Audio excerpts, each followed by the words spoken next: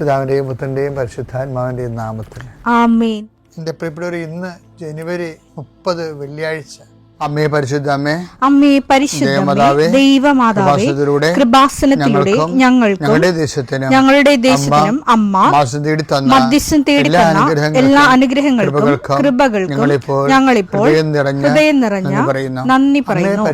അമ്മേ പരിശുദ്ധമേ, ദൈവമാതാവേ, 2004 ഡിസംബർ 7 ഉച്ചകഴിഞ്ഞ് 2:30 കൃപാസനത്തിൽ സംഭവിച്ച അമ്മയുടെ പ്രത്യക്ഷപ്പെടലിനെ കുറിച്ച് തിരുസഭയ്ക്ക് സമർപ്പിച്ചിരിക്കുന്ന പഠനരേഖകളുടെ മേൽ സഭാത്മകമായ പഠനം ആരംഭിക്കുവാൻ ഞങ്ങൾ പ്രാർത്ഥിക്കുന്നു. അമ്മേ പരിശുദ്ധമേ, ഭൂസ്വർലോകങ്ങളുടെ രാജ്ഞിയായ അങ്ങേയ്ക്ക് ഭൗമസംരക്ഷണത്തിനായി പ്രപഞ്ചപ്രകൃതിയെ തന്നെ തിരുസഭ പ്രതിഷ്ഠിക്കുവാൻ ഈ പ്രത്യക്ഷീകരണം വഴി ഇടയാക്കണമേ. പരിശുദ്ധമേ, ജപമാല മാതാവേ, സകല കൃപാസനം പ്രാർത്ഥനയോടും ചേർത്ത് ഞങ്ങളിപ്പോൾ പ്രാർത്ഥിക്കുന്ന ഈ കുടുംബത്തിന്റെ പ്രത്യേക നിയോഗം പറ മക്കളെ.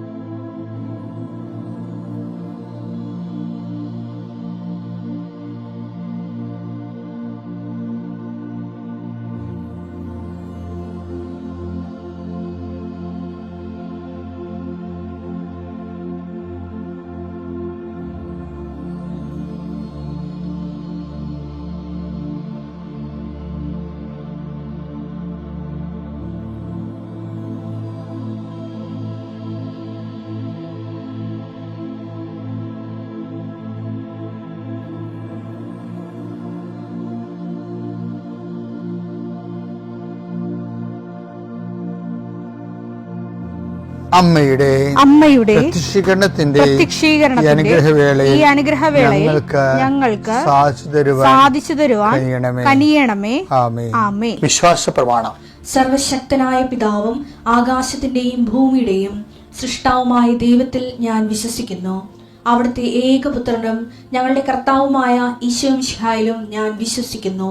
ഈ പുത്രൻ പരിശുദ്ധാത്മാവിനാൽ ഗർഭസ്ഥനായി കന്യകാമറിയത്തിൽ നിന്ന് പിറന്ന് പൊന്തിയോസ് പീലാത്തോസിന്റെ കാലത്ത് പീഡകൾ സഹിച്ച് കുരിശിൽ തറയ്ക്കപ്പെട്ട് മരിച്ച് അടക്കപ്പെട്ട് പാതാളങ്ങളിൽ ഇറങ്ങി മരിച്ചവരുടെ ഇടയിൽ നിന്ന് 3-ാം നാൾ ഉയർത്ത് സ്വർഗത്തിലേക്ക് എഴുന്നള്ളി സർവശക്തിയുള്ള പിതാവായ ദൈവത്തിന്റെ വലതുഭാഗത്തിരിക്കുന്നു.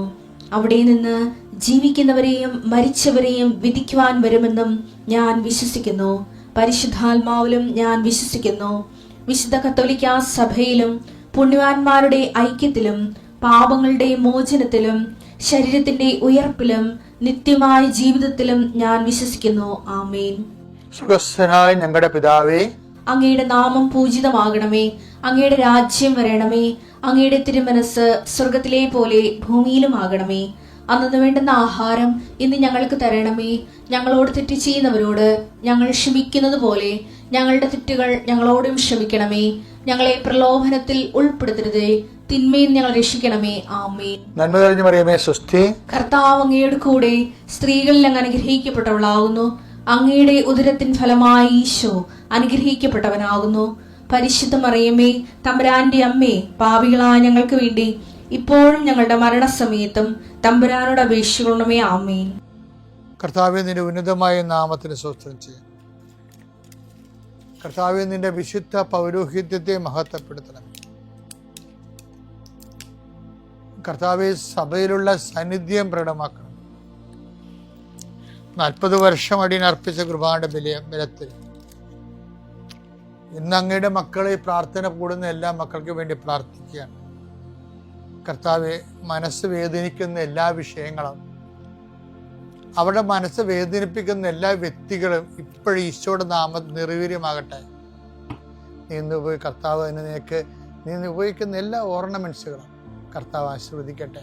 നീ എവിടെയെല്ലാം പോകുന്നു, ആരോടെല്ലാം സംസാരിക്കുന്നു, ഇതെല്ലാം സ്ഥലങ്ങളിലേക്ക് പോകുന്നു, ഏതെല്ലാം വാഹനങ്ങൾ ഉപയോഗിക്കുന്നു, ഇതെല്ലാം വാഹനങ്ങൾ പൊതുവായാലും സ്വന്തമായാലും എല്ലാം നീ ആരോഗ്യത്തോടെ സുരക്ഷിതമായി തിരിച്ചു വരുന്നവരെ നിന്റെ യാത്രയെ ഞാൻ ആശീർവദിക്കുന്നു. നീ ഉത്കണ്ഠപ്പെടുന്ന വ്യക്തികൾ, സങ്കടപ്പെടുന്ന സാഹചര്യങ്ങൾ, അവർ തരുമോ ഇല്ലയോ എന്നുള്ള വിഷമങ്ങൾ, ജയിക്കുമോ ഇല്ലയോ എന്നുള്ള ആശങ്കകൾ, പിന്നെ വിവാഹ ഒരുക്കത്തിന് വേണ്ടി പോണവർ, വിവാഹ സമ്മതത്തിന് വേണ്ടി പോണവർ, ജീവിത പങ്കാളെ കാണാൻ വേണ്ടി പോകുന്നവർ, എൻ്റെ കാഴ്ചകൾ, സംസാരങ്ങൾ എല്ലാം ആസ്വദിക്കുന്നു. പണത്തിന് വേണ്ടി പോകുന്നവർ, പണം വാങ്ങിക്കാൻ വേണ്ടി പോകുന്നവർ, ജോലി വാങ്ങിക്കാൻ വേണ്ടി പോകുന്നവർ, വീട് വെക്കാൻ പോകുന്നവർ, വാഹനം വാങ്ങിക്കാൻ പോകുന്നവർ, എന്തെല്ലാം സംരംഭങ്ങൾക്ക് വേണ്ടി ദൈവപൈതലെ നീ പോകുന്നു. എൻ്റെ 40 വർഷത്തെ കൃപാന്റെ യോഗ്യതയാണ്. കൃപാസ്ഥാനത്താറെ ജീവനോടെ പ്രത്യക്ഷപ്പെട്ട മാതാവിൻ്റെ മധ്യസ്ഥത്തിൽ യേശുനാമത്തിൽ നീ തിരിച്ച് സുരക്ഷിതനായി സുരക്ഷ വരുന്നവരെ കർത്താവ് നിന്നോട് കൂടെ. നമ്മൾ ദൈവത്തിൻ്റെ പരിപാലന, പരിരക്ഷ, ദൈവത്തിൻ്റെ വാഗ്ദാനം, ഉടമ്പടി, ദൈവത്തിൻ്റെ സാന്നിധ്യം, ഇങ്ങനെ ഈ ദിവസങ്ങളെല്ലാം ദൈവത്തിൻ്റെ വലിയ വലിയ ഓഫറിലൂടെ ദൈവം നമ്മളെ ജീവിപ്പിക്കുന്നതിനെക്കുറിച്ചാണ് ആത്മശക്തി ധരിക്കണത്. ഇന്നലെ നമ്മൾ കണ്ടില്ലേ, അതിനകത്ത് ഭയങ്കര ഒരു വചനമുണ്ട്. എന്താണെന്നറിയാം? എസെക്കിയേൽ 16:6 വായിച്ച്, ഞാൻ നിന്റെ അടുക്കലൂടെ കടന്നു പോയപ്പോൾ നീ ചോരയിൽ കിടന്ന് ഉരുളുന്നത് കണ്ടു നിന്നോട് ഞാൻ പറഞ്ഞു, ജീവിക്കുക, വയലിലെ ചെടി പോലെ വളരുക. എനിക്ക് എൻ്റെ ജീവിതത്തിൽ എന്നെ വല്ലാതെ അങ്ങ് സഹായിച്ചൊരു വചനമാണിത്. എന്താണ്? ജീവിക്കുക, വയലിലെ ചെടി പോലെ വളരുക. എന്ന് വെച്ച് കഴിഞ്ഞാൽ കാലാകാലങ്ങളിൽ ഭക്ഷണം തരാനോ സ്നേഹിക്കാനോ പരിലാളിക്കാനോ കൊണ്ടു നടക്കാനോ ആരും ഉണ്ടാകത്തില്ല. പിന്നെന്താ? നമുക്ക് ജീവിക്കണം. ആരെയും പ്രതീക്ഷിക്കണില്ല നമ്മൾ, ഇന്ന ആൾ ഇന്ന സമയത്ത്. അപ്പം ഇങ്ങനെ ആരെങ്കിലും വന്ന് വെള്ളം തരും, ആരെങ്കിലും വന്ന് നമ്മളെ ഉയർത്തിക്കൊണ്ട് വരും, ആരെങ്കിലും വന്ന് നമ്മളെ നിലനിർത്തും. അങ്ങനെ നീ കരുതണ്ടെന്നാണ് ദൈവത്തിൻ്റെ നിലപാട്. അതാണ് ജീവിക്കുക, വയലിലെ ചെടി പോലെ വളരാൻ. എല്ലാ ചെടി എന്താണ്? വയലിലെ ചെടി അല്ലെ പിന്നെന്താ ഉള്ളത്? എല്ലാ പരിചരണം കിട്ടണ എവിടെ? നേഴ്സറി പ്ലാന്റിനാ. ദൈവം ഒരു നേഴ്സറി പ്ലാന്റിനെ ആഗ്രഹിക്കണില്ല. ജീവിക്കുകയാണെങ്കിൽ വയലിലെ ചെടി പോലെ ജീവിക്കണം എന്ന് പറഞ്ഞു. സ്വയം പ്രതിരോധം. മറ്റുള്ളവർ പ്രാണികളായാലും, വയലിലെ ചെടിക്കുള്ള പുസ്തകം എന്താണ്? പശുവുണ്ട്, ആടുണ്ട്, പ്രാണിയുണ്ട്, പുഴുവുണ്ട്. ഇങ്ങനെ എല്ലാത്തിനെയും വയലിലെ ചെടി പോലെ വളരുക എന്ന് പറഞ്ഞു കഴിഞ്ഞാൽ അതിൻ്റെ അർത്ഥം എന്താ? നീ മനുഷ്യന്മാരിൽ ആശ്രയിക്കാതെ ദൈവത്തിൽ ആശ്രയിച്ചാൽ ഈ വയലിലെ ചെടി, പശുവായാലും ആടായാലും നിന്നെ ആക്രമിക്കാനും തിന്നു തീർക്കാനും വരുന്ന പുഴുക്കളായാലും ദൈവം കൈകാര്യം ചെയ്യുന്ന. അപ്പോൾ ദൈവത്തിൽ ആശ്രയിച്ചുകൊണ്ട് എല്ലാത്തിനെയും അതിജീവിക്കാനാണ് നമുക്ക് എസെക്കിയേൽ നമുക്ക് നൽകുന്ന ഏറ്റവും വലിയ സന്ദേശം.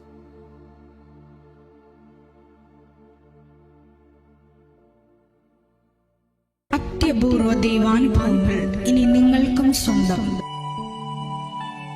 ഈ യൂട്യൂബ് ചാനൽ ഇതുവരെ സബ്സ്ക്രൈബ് ചെയ്തിട്ടില്ലെങ്കിൽ ഇപ്പോൾ തന്നെ സബ്സ്ക്രൈബ് ചെയ്യുക. ഈ വീഡിയോ ഇപ്പോൾ തന്നെ നിങ്ങളുടെ സുഹൃത്തുക്കൾക്ക് ഷെയർ ചെയ്തുകൊണ്ട് കർത്താവിന്റെ പ്രേക്ഷിതരാകുക.